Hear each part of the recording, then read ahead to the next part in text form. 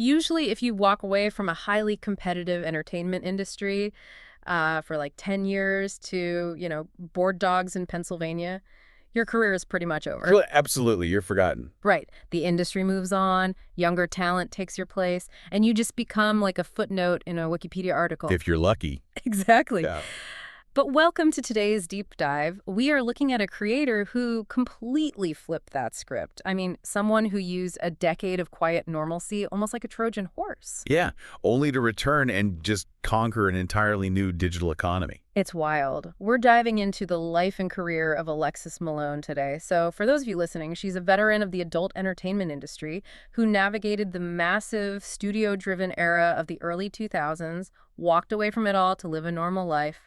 And now, Now she's back. and her Here for her 40s, just absolutely dominating the modern creator economy. And the mission for this deep dive is, well, we really want to get past the surface level biography, right? Right, because the surface is fascinating, but the mechanics of her success are what we're really after. Yeah, like how do you build the mental discipline for that kind of high pressure environment? How do you master setting rock solid boundaries? And maybe most importantly, how do you execute a comeback when the entire business model changed while you were gone? It's such a great question because her story just dismantles all that conventional wisdom we have about career arcs. Yeah, completely. We're always told that momentum is everything, like step off the gas pedal and you lose your spot. Right, you're out. But Alexis proves that sometimes stepping completely off the track is literally the only way to figure out how to build your own vehicle. That's a great way to put it. So to grasp the architecture of this comeback, we kind of have to look at the foundation. The origin story. Yeah, and honestly, her start in the business is delightfully accidental. Though even before we get to the start, the sources give us this really funny little geographical mystery. You're the hometown thing. Yes.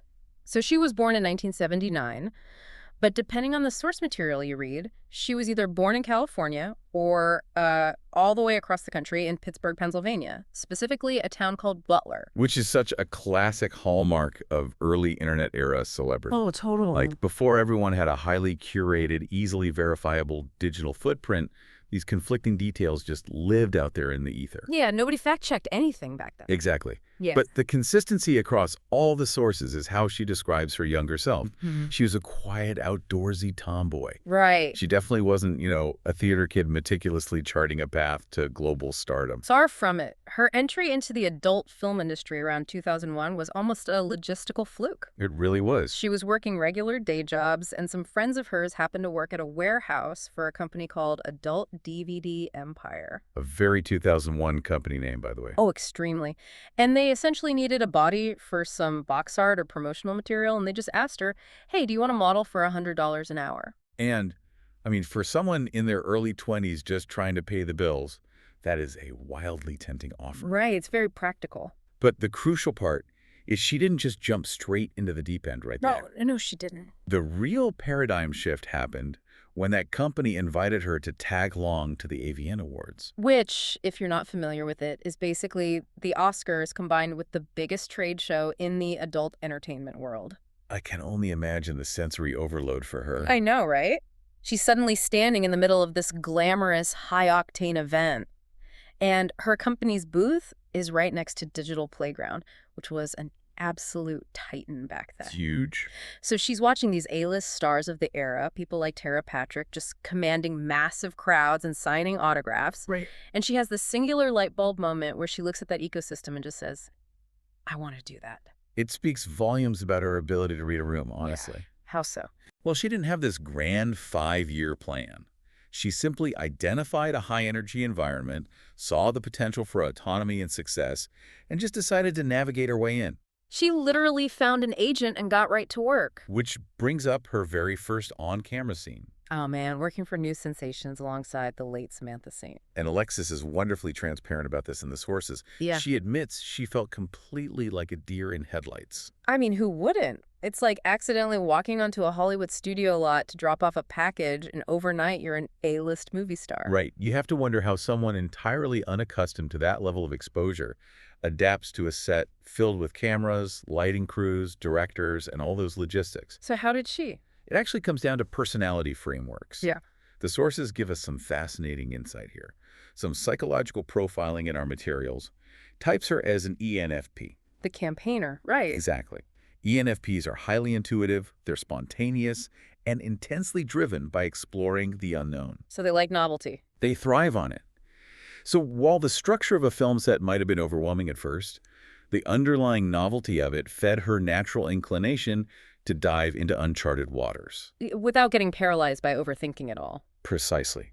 And that adaptability clearly paid off. The deer in headlights phase did not last long at all. Not even a little bit. By 2002, she won Best New Starlet, which is a highly coveted industry accolade. Yeah, that's incredibly fast. And she went on to film over 400 scenes. She directed, she produced, and she even broke into mainstream media. Oh, right, the crossover stuff. Yeah, she was on The Howard Stern Show, she landed roles on the hit show Nip Tuck, and even featured on Celebrity Rehab with Dr. Drew. It is a meteoric rise, but, it's also a recipe for profound exhaustion. Burnout. Yeah, when an ENFP type is constantly feeding on novelty, they can quickly hit a wall where the unpredictable just becomes routine, and that high-energy environment just starts to feel like a grind. And that grind leads to one of the most surprising pivots in our deep dive today. The departure. Yeah, I mean, she reaches this incredible pinnacle of success. She's in her 30s, and she decides to just walk away. Entirely. And what's really interesting is the stated catalyst for that. Yeah. You'd assume it was purely industry burnout. Right, that she was just sick of the cameras. But according to the sources, it was heavily driven by a desire to pursue what she called a normal life. Yeah. Specifically motivated by relationships. She wanted to try the whole white picket fence thing? Exactly. She wanted to test drive that traditional socially expected path. So she got married, though it did eventually lead to divorce. And she just completely immersed herself in regular, everyday ventures. Oh, she fully committed to the bit. Like, she went to school and got licensed as an esthetician. She launched a clothing line. And the dog boarding. Yes. The most charming detail of all. She opened a small dog boarding business in Pennsylvania. The visual contrast alone is just striking to me. I know. Transitioning from highly publicized, intense studio sets in LA to waking up at 6 a.m. to care for people's pets in a quiet PA town. It's wild.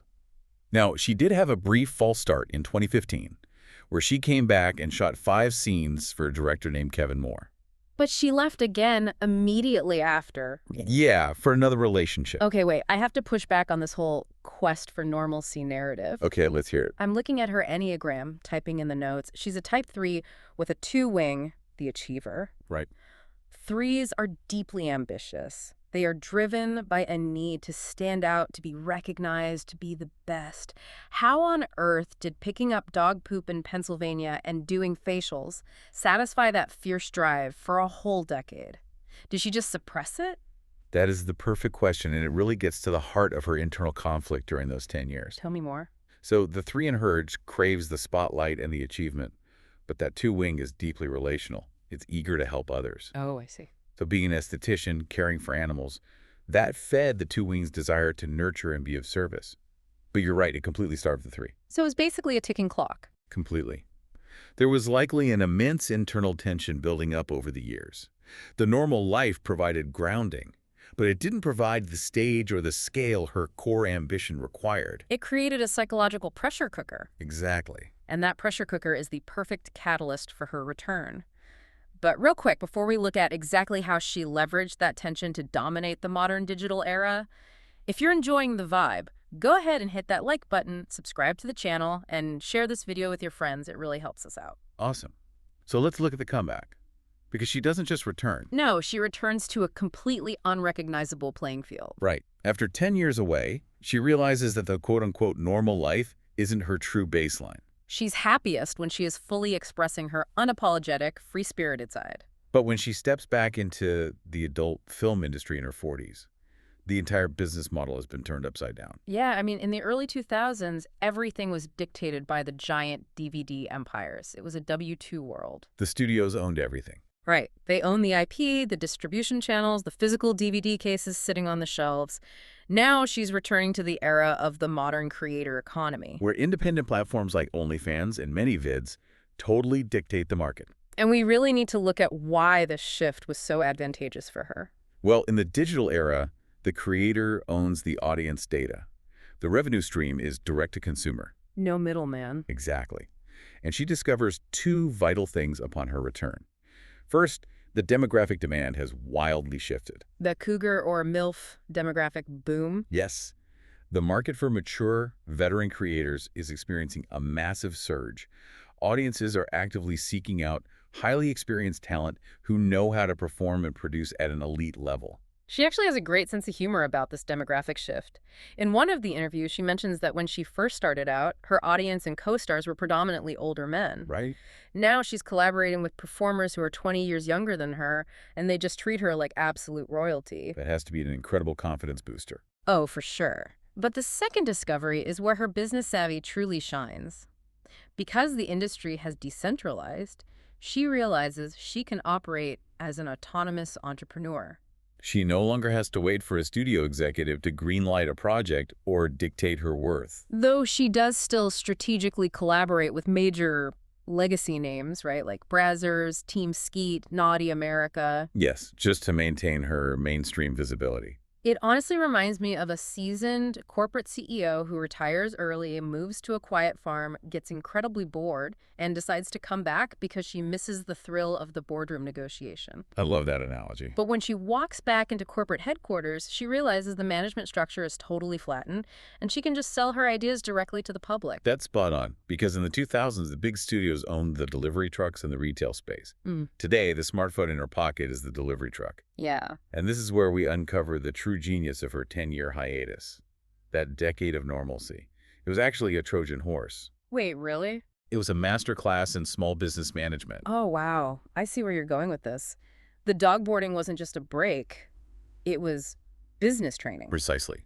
Think about the mechanics of running a dog boarding facility or working as an independent esthetician. You have to handle difficult client schedules. You have to track your own expenses for supplies, do your taxes.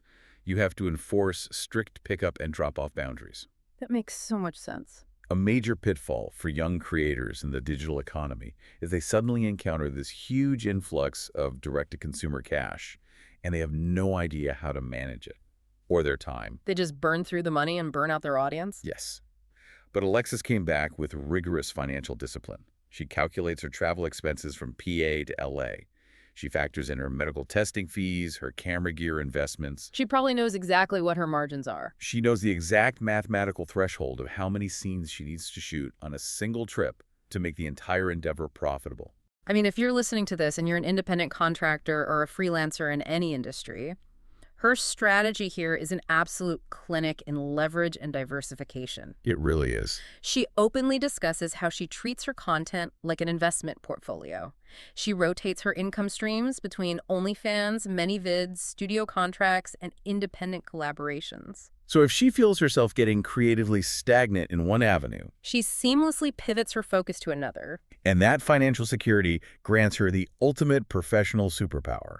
The ability to say no. Exactly. When you don't rely on a single producer to pay your rent, you can enforce rigid boundaries. And her main advice to younger adult creators entering the space is simply stick to your guns. She flat out refuses to be manipulated. Yeah, if a studio requests a specific intimate feature she isn't comfortable with, or if a producer tries to negotiate her day rate down, she just walks away from the table. Because she knows she built a sustainable life outside the industry. Right. She can confidently say, if you don't meet my rate, no problem. I'll just fly home to Pennsylvania and hang out with my dog. You cannot bluff someone who genuinely does not need you. Never.